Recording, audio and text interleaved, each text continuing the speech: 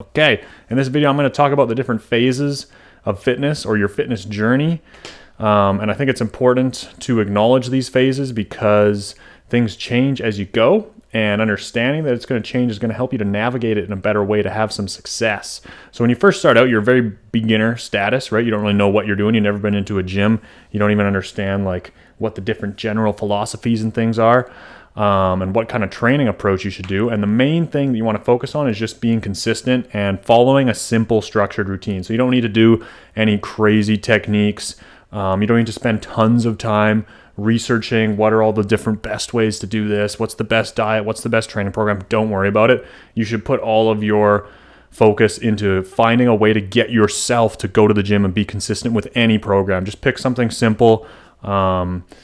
You can find programs online, on Google, on YouTube. There's an abundance of people offering different training programs, and find a decently credible source and just pick one and just follow it. More than anything, the most important thing, I know when you first start out, you want to optimize, you want to find the best thing to do.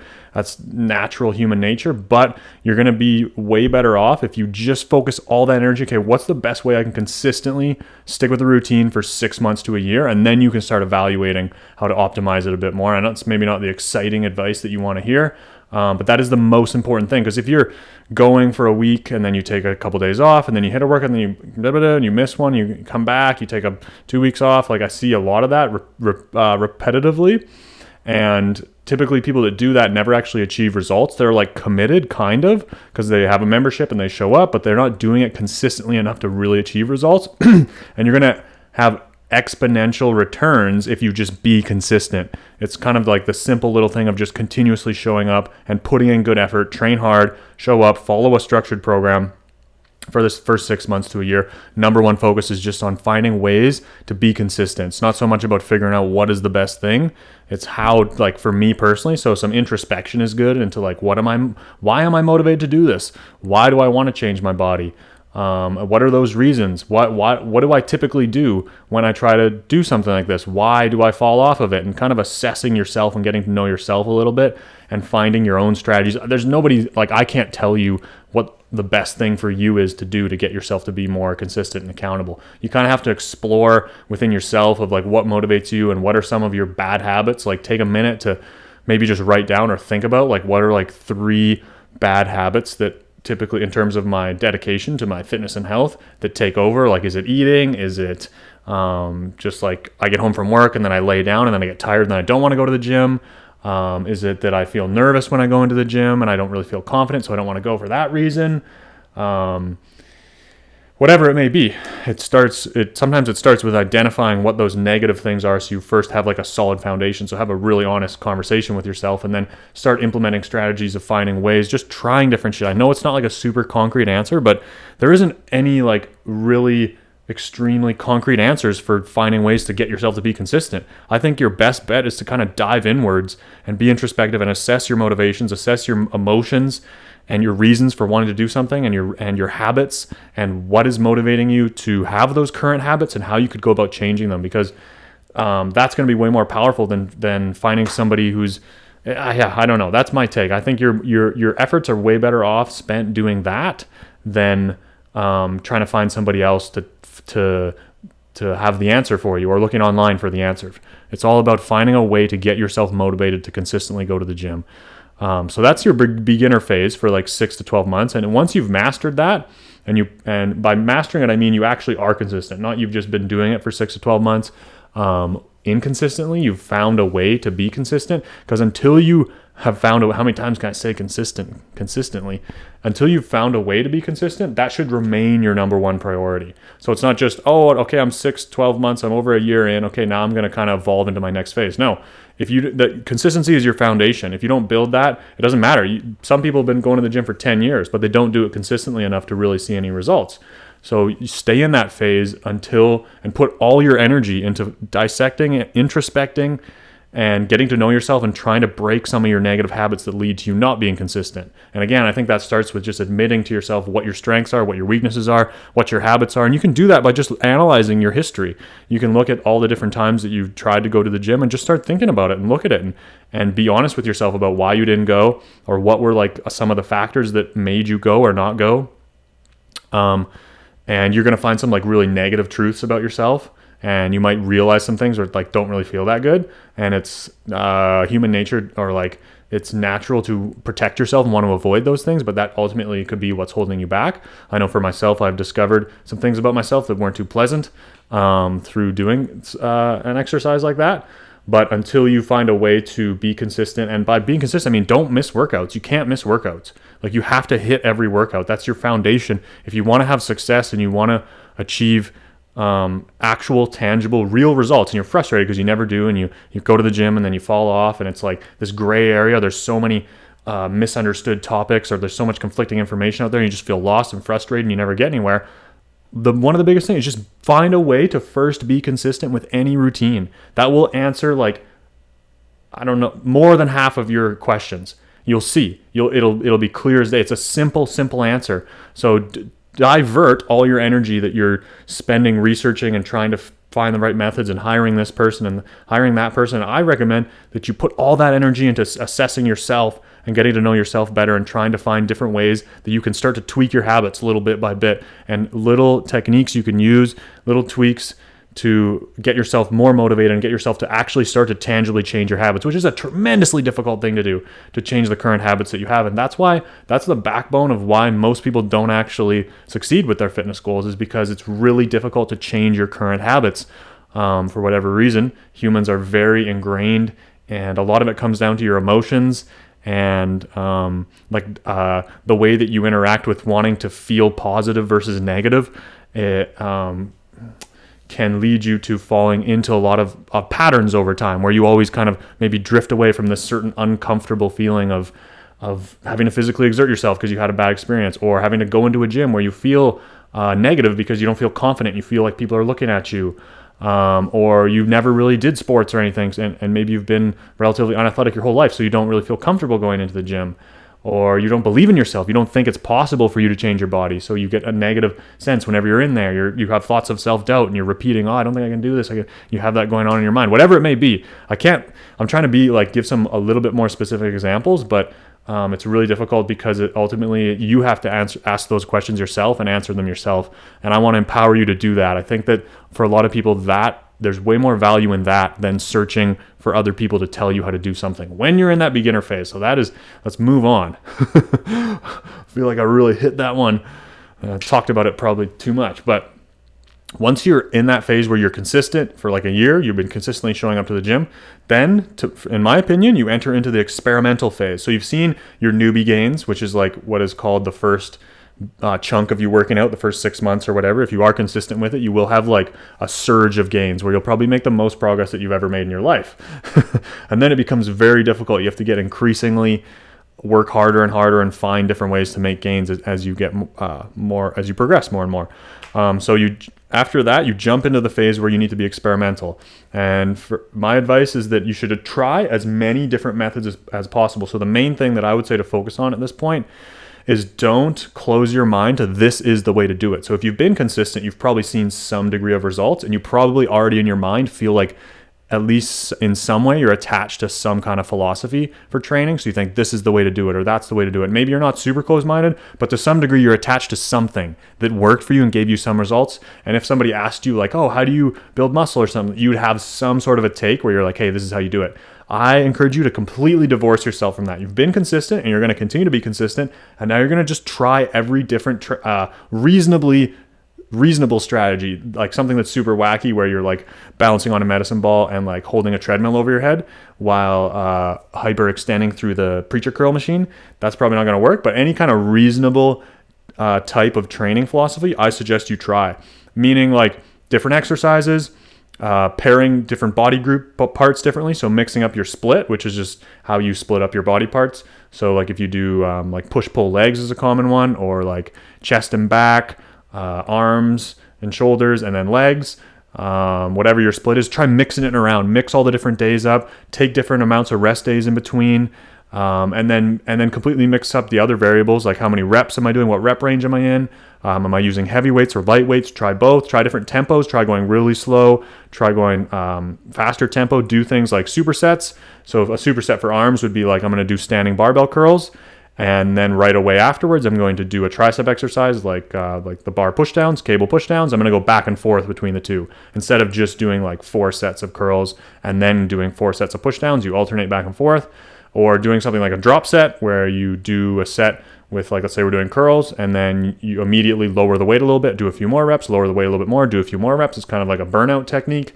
All kinds of different stuff you can get into, manipulating the variables of reps, the amount of sets you do. Try doing workouts where you only do, some of my workouts right now, I do like 5 sets for each muscle group. Try that. Try doing workouts where you do like 15 sets for each muscle group.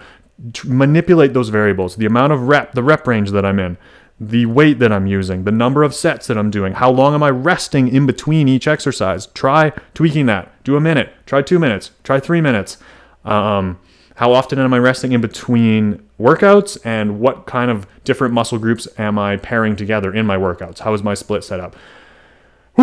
Mix those things up as much as you can. It may seem overwhelming and confusing. You're like, what am I doing? I'm just like throwing shit at the wall and seeing what sticks. That's exactly what you're doing. And I think it's really like it's kind of like unnerving. It's like, oh, no. Like, I need to know what the answer is here. I'm going to spend time online. I'm going to find all these credible sources, and these super educated individuals are going to share the information with me, and I'm going to do the best method. I'm going to do the best method. And I've been there. I've done that. I get it. And I've seen a lot of that. And I really, truly believe that you're better off to focus on experimentation. Doesn't mean you can't spend time trying to educate yourself and try to do the best thing, but always be as divorced as you can from your current training methods. And I think you should do that for 1 to 2 years at least. Because within that, if you pay close attention to the results you get and how your body responds, you're eventually going to start to find methods that work really well for you. Because ultimately, there's so much variance across the population. That's why there's so much gray area. Certain things work better for certain people. For myself, I feel like I've always responded better to lower volume workouts. I've done higher volume workouts. Lower volume workouts seem to work better, but there are definitely people that are the opposite of that. Right now, I'm resting for really long periods in between my sets. That's a really wacky thing that I would never have thought to be effective, but through my phase of experimentation, I tried it and it's worked really well. And I want to empower you to do as many different things like that as you can. So when you're approaching your fitness, once you're in that phase, take ownership of what you're doing. Be like, no, I can do this. I'm going to try different things. I'm a reasonably intelligent person. I can go online and find different programs and educate myself and then try them and pay attention to what happens. And anybody that starts to have a significant degree of success in building muscle does a degree of that at least. Some people are still fairly close-minded, but they're dedicated in trying out different techniques and playing it around with a little bit. I think you have to do that. And I think the more common thing I see people do is get really hung up on trying to find the right answer. And they look at other people that are having more success, like, oh, what is that person doing? And then they try to copy them. With their perspective being like, oh, that person has the answer, and then I'm going to get it from them because they got the results, and then I'm going to do it, and I'm going to get the results, and then they do what that person is doing, and they don't get the same results, and they're frustrated.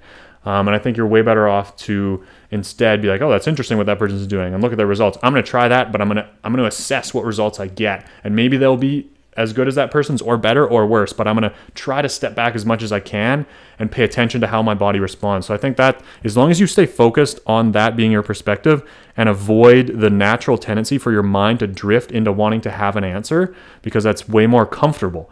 And as humans, we tend to seek comfort without recognizing or without like leaving yourself unabated. You're going to go towards things that are more comfortable, because uncomfortable things produce negative feelings and negative emotions. And if you're not like consciously disciplining yourself, or whatever word you want to do to live a life, or even just have your perspective be in a certain way, you're going to drift into that comfort zone.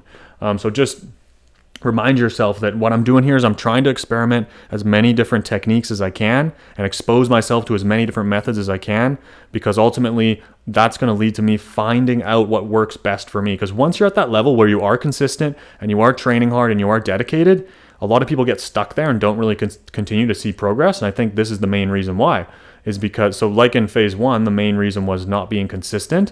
In phase 2, the main reason people don't see progress is because they're stuck in a modality. They're not willing to experiment and try different things out. So you see those people that are super committed to the gym, they are in there every day, but they don't really seem to make any progress. And my view or my take on that would be, I think there's many things that go into it, but I think the number one thing that individual is missing is a willingness to open up their perspective and open up their mind. And ultimately, it's just in between your ears. It's just in your head. And are you willing to take a step back and let your ego go and be like, I'm super committed to this, but I don't know the best way to do it, and I'm just going to experiment and apply myself to it. So that's phase 2. I'm just going to have 3 phases here, and there could be more, but I'm kind of generalizing and simplifying it down as much as I can. So phase 3, phase 2, first of all, once you've done that for at least a year, like you could do that anywhere from like 1 to 5 years even, but at least a year. You need at least 6 to 12 months in the first phase, building up your foundation of consistency and finding a way to get yourself personally dedicated to continuously showing up. Phase 2, you're spending a year, potentially up to 5 years, trying out different methods and techniques and having an open mind to objectively step back and assess the results you get from all these different methods. Then you build up a framework of what works for you. So once you start to reach the end of that phase, you're going to identify this worked really well, this didn't. You're not going to have it all figured out, but you're going to have a rough idea of like, this did not work well at all. Training in really high reps with short rep ranges, training in really high reps with short rests, with like lower sets as an example, a shorter volume or just quick, pump it up with short rests, didn't really lead to growth for me. I've tried that in many different ways across many different body parts, and it's not really into growth for me. You can chuck that out the window. You can be like, maybe at some point I'll do something like that again, but for the most part, I'm pretty certain that that's not really giving me good results. And you'll have a framework that allows you to somewhat determine what works well for you and what doesn't. And then at that point, you enter into phase 3, where I think your main focus is on progressive overload. So you're trying to find a way to, over time, make sure that you're continuously doing more work using the specific kinds of workouts that have worked best for you. So for me, like right now as an example, one of the best things I would say I'm in that like 3rd phase where I'm still open to experimenting with things, but I feel like you start to get to a point, or I did, where I was like, okay, I don't really know how else to mix up these different variables. Like I feel like I've tried like all these different kinds of workouts where I'm mixing and matching, and I feel like I have a pretty good idea of what's working and what's not. And I found a technique that has continuously been working quite well for I would say about the last four months now. And so for me, I train in the 10 to 15 rep range. I rest for about 5 minutes, 5 maybe even more. In between each set, I go to absolute failure and I do short volume. I do about 5 sets, anywhere from like 4 to 6 or 7 sets. I don't do supersets. I just do straight. This is for my arm training. So I'll do my triceps first, and I'll do every set all out to complete failure, and then I'll rest 6 minutes, 5 or 6 minutes. I'll do another set to all out failure, and I'm tracking. So this is the key part of phase 3, is then you need to come up with some way where you're like concretely tracking the weight and the reps and the sets and everything, and keeping a log of it, and pushing yourself to do more weight, more reps, more sets as you go. Not every single workout, but you need to come up with some kind of structure where you can look at your workouts and go, okay, I'm going to add an extra set in there, or like over the weeks, okay, I'm continuously getting more reps, or I'm not. Okay, so maybe I need to change my rest period. So you almost want to simplify it a little bit, so you're zeroing in on like a handful of techniques that you've seen work really well, and then tracking them, and then finding ways to make those workouts progressively harder, which you can't really do in phase 2 if you're consistently experimenting with different things. But I think that's worth it in that phase. But then once you know what works and what doesn't, generally, you want to start tracking it and making sure that you actually are progressively overloading, so that from one workout to the next, you're ideally lifting more weight, doing more reps, doing more sets, or resting less and doing the same amount of work. And I made a video where I came up with this calculation. Nobody's going to give a fuck about math when it comes to working out, but generally, I'll link it here, and I come up with a calculation for calculating the amount of work that you do in a workout divided by the amount of time it took. So the weight moved time for the number of reps times the number of sets is like the amount of work divided by the total time the whole workout took. And there's a couple other steps in that calculation, and you don't have to do that specifically. If you are curious, you can watch that video, but you need to find some way where you're logging the amount of weight you're doing, the amount of sets, the amount of reps, and then over it's not every single workout, but over like a 6-month period, you should look over that and see that you have progressed in some way or another, and push yourself to do more sets, reps, or weight. And that's pretty much it. That's when you're in phase 3. And I think that then that becomes the most important thing, because you've got your foundation of consistency. You've spent years experimenting and absorbing knowledge and trying different methods. And you've weeded out what works for you. And now the most important thing is to find a way to ensure that you are continuously, progressively overloading. And then that's when the guns start to blow up. Bah, bah, bah. I freaking hurt my elbow a little bit today doing my workout. Nothing pisses me off more than elbow issues. I've had so many damn elbow issues in the last couple of years. It just bums me out, because then I'm like, oh, am I going to be able to do my next workout? Oh, is it going to be hurting too much? It hurts right in there. Hurts to bend it all the way. Anyways, that's my phases of training perspective. That's just my view on it, and what I think is the best way to navigate it. I know that was a little bit long-winded, but I think if you really do absorb those different focuses, and it's not easy, and you're going to have to stick with it. Like I said, the time scale is years as you go through those different phases. But that's just the reality of it, the way I see it and the way that I've experienced it. If you actually want to see results, that's the time it's going to take. And those are the best focuses to have during the different periods. Those are the most important things to focus on. And the kind of what I was touching on in the beginning, being like somebody who's in their super beginner phase might be focusing on progressive overload, but they're not consistent. They go to the gym for a week and then they take a week off, and then they go for a month and then they take a month off, and they're like tracking their numbers and they're trying to have progressive overload, but they don't really get any because you're not consistent. So it doesn't really matter. And also you haven't exposed yourself to different kinds of techniques. So you don't really know exactly what's going to work for you. You're really limiting yourself. And same thing if somebody is consistent, but they haven't really done much at all, and then they're just doing progressive overload and their workouts are exactly the same. They're like missing out on different techniques that that could potentially be benefiting them more than the technique that they're using, because they haven't done that experimental period. So those are the main things. And I've realized in like trying to give advice, like the most important thing you should do is like just experiment, but it depends who's listening. Like if you're in the phase 1 where you're not consistent, then it doesn't really matter, and like, or somebody who's in phase 3 and then I'm saying the most important thing is to be consistent. That person's like, I've been consistent for years, but I'm still not getting anywhere, but maybe that person hasn't experimented and hasn't focused on progressive overload. They've just been doing the same routine for the last 3 years and they've extremely plateaued. So, take note of where you're at and put yourself in whichever phase you're in. Again, it's definitely oversimplified, but for the most part, I think as you go through those three phases, those are the main things you want to try to focus on. So identify where you're at and then try to use those perspectives I gave you. I hope that helps. And if you have any comments or questions below, you have your own perspective on training and your own thoughts, please leave it, comment, whatever. Thanks for watching. We'll catch you later. Peace.